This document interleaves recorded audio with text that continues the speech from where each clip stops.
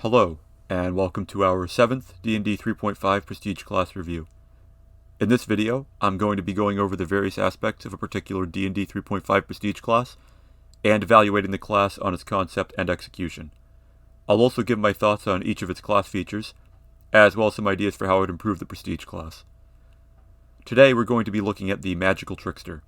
This 3-level Prestige class comes from the Complete Scoundrel supplement. It's part of a trio of similar 3-level Prestige classes related to skill tricks, a mechanic introduced in that book. The other two being the Battle Trickster and the Uncanny Trickster. The Magical Trickster, despite its name sounding more geared toward the arcane, is open to both divine and arcane spellcasters. The Magical Trickster requires you to have at least 1 metamagic feat, 2 skill tricks, and the ability to cast 3rd-level spells. 2 skill tricks will be fairly easy to get, and you'll probably want to take at least 1 metamagic feat anyway as a spellcaster.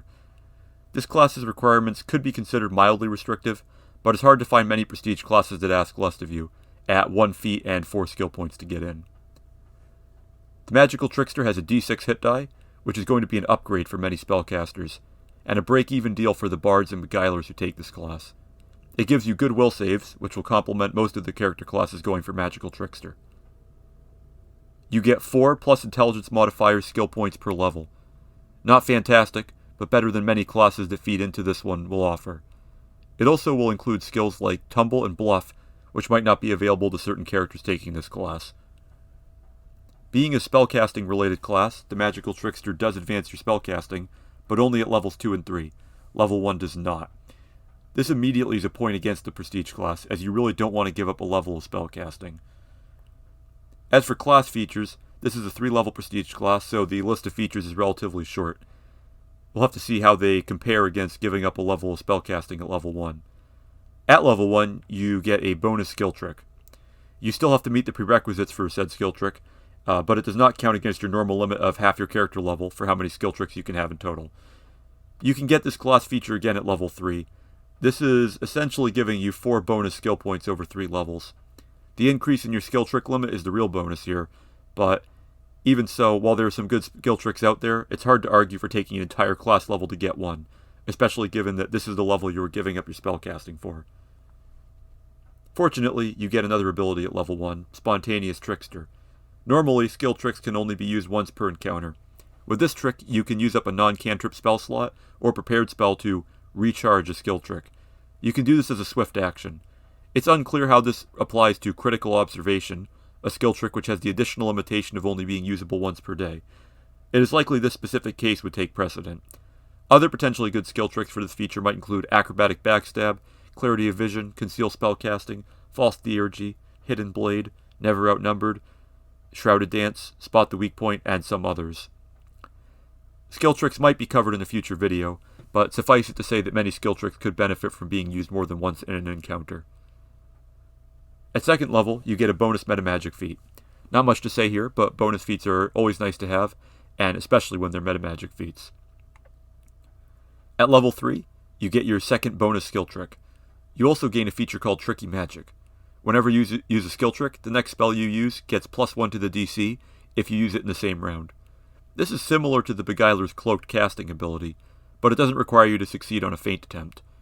Unfortunately, a lot of the skill tricks you would want to use this with are either reactive, situational, or both. Conceal Spellcasting is likely the best one to use this with, or perhaps Clarity of Vision, or maybe Collector of Stories alongside something like the Knowledge Devotion feat. However, you do get a 3rd feature at 3rd level. The Metamagic Trick feature allows you to apply a metamagic feat to a spell without increasing its level.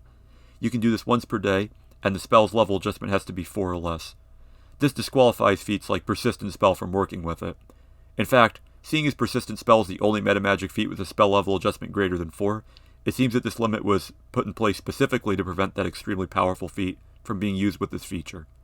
Still, this feature evokes the complete arcane sudden metamagic feats, but allowing you to apply any metamagic feat you have to it, giving you more flexibility seeing as you have at least 2 of them by this point. Good options include Quicken Spell and Twin Spell. Overall, this Prestige class provides a lot of mediocre features, save for the last one, the Metamagic Trick feature. Bonus skill tricks are nice, but they are not worth giving up a level of spellcasting. Even Metamagic Trick is hard to justify being a level behind in spellcasting for, when feats like Arcane Thesis exist. Still, Some characters might appreciate the added flexibility of being able to bring in a metamagic feat without warning when necessary. I would give this class 3 stars for concept and 3 stars for execution. This is a prestige class good for wizards. Sorcerers have a bit more trouble with metamagic feats, and will find the tricky magic feature a bit harder to use with those feats. Beguilers deserve special mention because they have the skill points both to take plenty of skill tricks, but also to qualify for them. The in-combat payoff of +1 to the DC for a spell isn't very strong, but with surprise spellcasting and some feinting it would give up to +3 to the DC. This could be pretty useful for those crippling enchantment spells like Deep Slumber that require a saving throw. If I were to improve this prestige class, the main thing I would do would be to give it spellcasting for all 3 of its levels. That alone would make it a good option. Yes, it would still have some mediocre features, but any features are better than the dead levels you encounter for much of your career as a wizard or sorcerer. It can even replace the bonus feat you might have missed out on or delayed if you took this prestige class as a wizard, with the bonus metamagic feat that the class gives you. This prestige class has a lot crammed into 3 levels as it is, so aside from maybe making the tricky magic save DC bonus +2 instead of +1, there isn't a lot to add here. Any further issues with the prestige class boil down more to what skill tricks do, rather than issues with the features themselves. So, that's about it for this prestige class review. Please like, share, comment, subscribe, etc. Thanks for watching, and I'll see you next time.